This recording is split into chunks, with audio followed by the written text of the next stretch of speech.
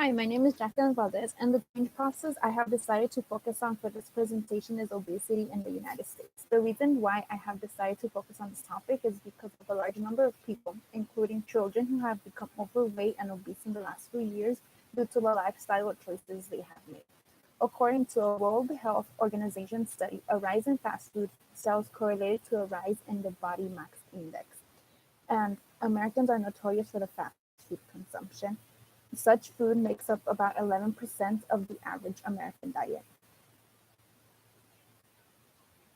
Furthermore, according to the CDC, in the long term, a child with obesity is more likely to become obese in their adulthood. An adult with obesity has a higher risk of developing heart disease, type 2 diabetes, metabolic syndrome, and many types of cancers. The change agent in this particular change process is everyone combating obesity. These include state and local programs and community efforts. Programs like Campaign to End Obesity or Michelle Obama's Let's Move movement. These change agents' goal is to change behaviors and attitudes of individuals, specifically a change in attitude that will lead to a change in behavior that eventually will lead to a shift in society. Their target population is a wide group of people because obesity can affect anybody. But for this sake, the target audience is overweight and these individuals to promote a change in lifestyle and urge parents to encourage their children to a more healthy lifestyle. The change strategies used by the changer were facilitative and re-educative strategies. The facilitative strategies would aim through the usage of having broad goals requiring participation of a diverse group of people promoting self-help. The re-educative strategies were seen through the information the change agent provided for the target population. This information consisted of whether statistics or like letting the audience know the consequences to inform the population on the importance on why this change is needed. Therefore, the factors that affected this change process are both materialistic and idealistic perspectives. Obesity has become at its record high because of fast food companies needing to make more money. These companies pay their workers minimum wage while feeding thousands of people. Capitalism has allowed for the social norm to change and increase unhealthy food options. It has allowed for the desirable to be these cheaper options when needed. It also has become a social norm that not exercising or even moderate exercising is appropriate without realizing that weight determines how much needed exercise.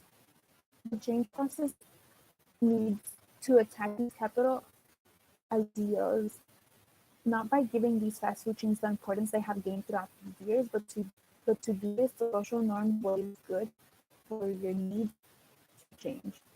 With this being said, the change process is best described by the dialectical pattern of change. Today, there is the issue of what is considered beauty, and many people try to abide by that. Yet, the majority of the population is obese and overweight, which is not considered beautiful.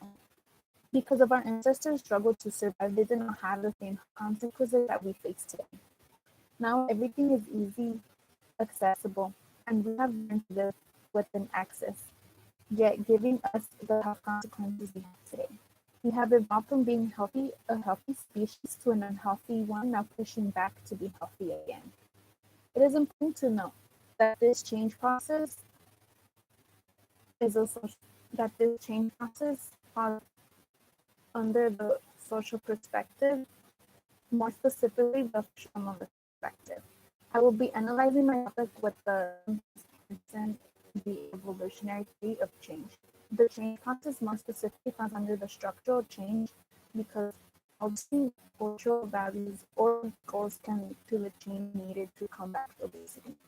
Because this falls under evolutionary theory, it happens at a gradual pace. This is something that has been seen through the evolution of American diet. For occur concerning obesity, the focus will be needing on altering key features in the system. By this, I am referring to the value of.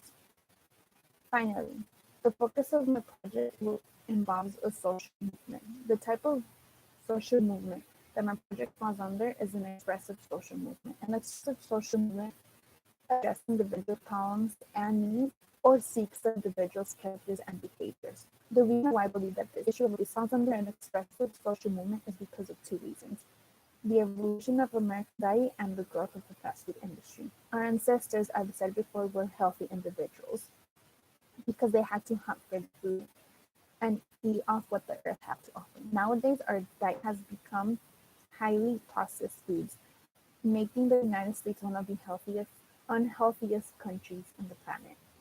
The reason why the evolution of the American diet falls under the expressive social movement is because of this societal behavior that has developed over time, and this needs to change. Fast food chains have become a large part of society as well, especially in result because they are located in every corner.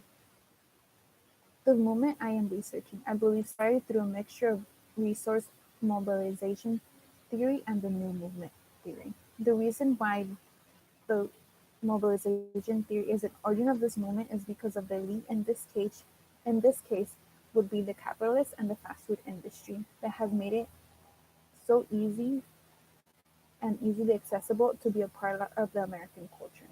There Therefore there are two sides to the issue fighting for the health of America. The reason I have decided that the new movement theory also fits under this movement is because of movements like Michelle Obama's Let's Move campaign that are a nationwide campaign that are created in the response to fighting obesity levels in the United States.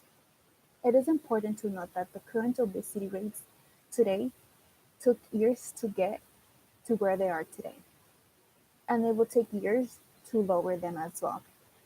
It is a change that does not happen overnight, and this change will be ongoing for another few years. According to the National Institute of Diabetes, Digestive and Kidney Diseases, between 2005 and 2014, the prevalence of overall obesity increased significantly among women. However, there is no significant increases for men. Small advancements are and will continue to be made as time passes. Thank you.